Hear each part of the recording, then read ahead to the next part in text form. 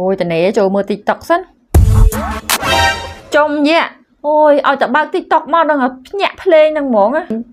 Vị thi bật sầm lên play khlang nó về để dân cho mơ app TikTok play. Mong bảo nó này phảiจะทลอไปđể cho TikTok play គឺថាសំឡេងចេញមកខ្លាំងហ្មងតើយើងញ៉ាប់ដៃបិទវិញហ្មងណាចឹងបងប្អូនអាចបិទសំឡេងនឹងបានធម្មតាពេលយើងនៅក្នុងចំណងចំណោមហ្នឹងយើងអត់ចង់ឮសំឡេងខ្លាំងរំខានគេចឹងណាហើយពេលដែលចូលមកភ្លាមគឺវាលាន់ចឹងហ្មងចឹងបងប្អូនអាចបិទសំឡេងនឹងបានពេលដែលយើងចង់ចុចឲ្យវាលឺបានលឺវីដេអូណាដែលយើងអត់ចង់ឲ្យលឺគឺវាអត់លឺទេចឹងទៅតាមអ្នកទាំងអស់គ្នាថាតើគេបិទនៅកន្លែងណាតោះ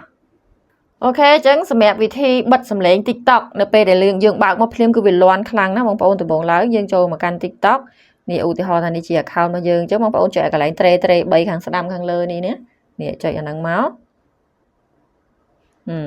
ហើយបន្តមកទៀតបងប្អូនចុចកន្លែង setting and privacy កន្លែងកងក្រោមគេនេះណា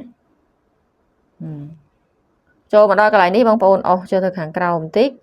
នេះឃើញពាក្យ playback នេះ playback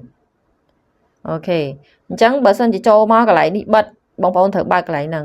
ងគឺជាកន្លែងបិទអាសំឡេង mood វាណាពេលបើក app ហ្នឹងមកភ្លាមគឺវាលាន់ភ្លេងមកហ្មងអញ្ចឹងបងប្អូនបើកកន្លែងហ្នឹងមកហើយអាក្រមនេះបើកក៏អត់អីដែរណាចង់បិទអាក្រមនេះក៏បានបើកក៏បានអត់អីទេប៉ុន្តែឥឡូវនេះត្រូវបើកណានេះបើកឲ្យវាខៀវអញ្ចឹងណាអញ្ចឹងរាល់វីដេអូពេលដែលយើងចូលមក app ហ្នឹងភ្លាមគឺវាអត់ឮសំឡេងខ្លាំងផ្ទុះមកវិញទៀតទេវីដេអូណាដែលយើងបើកសំឡេងมันវាឮអញ្ចឹងណាចង់បងប្អូនចេញមកវិញមក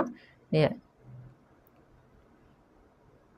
ពេលយើងកញ្ញាឃើញអត់លឺទេឃើញអត់លឺដូចមុននេះកាលមុនចូលមកភ្លាមគឺចាញ់ភ្លេងមកក្ដុងអញ្ចឹងតែហ្មងអញ្ចឹងបើយើងនៅកន្លែងប្រជុំឬមនុស្សជុំវិញយើងអីវារំខានយើងដែរពេលខ្លះហើយដូចយប់ស្ងាត់អីលេងគ្រាន់តែចុច app មកផ្ទុះសំឡេងមកអញ្ចឹងបងប្អូនឃើញទេនេះអត់លឺទេឃើញទេ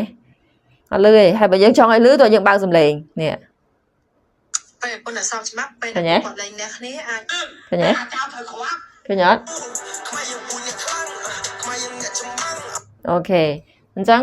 វិធីនេះអាចប្រើបាននៅពេលដែលយើងចង់បិទសំឡេង TikTok វាថាអត់ចង់ចូលមកភ្លាមឲ្យលឺភ្លាមណាអូខេបងប្អូនមានចង់អី comment ខាងក្រោមវីដេអូបានអរគុណបងប្អូនសង្ឃឹមថាបងប្អូនទទួលបានចំណេះដឹងថ្មីទៀតហើយបើគិតថាវីដេអូនេះមានប្រយោជន៍សម្រាប់ខ្លួនឯងនិងអ្នកដទៃសូមចូលរួម share ចែករំលែកទាំងអស់គ្នាអរគុណ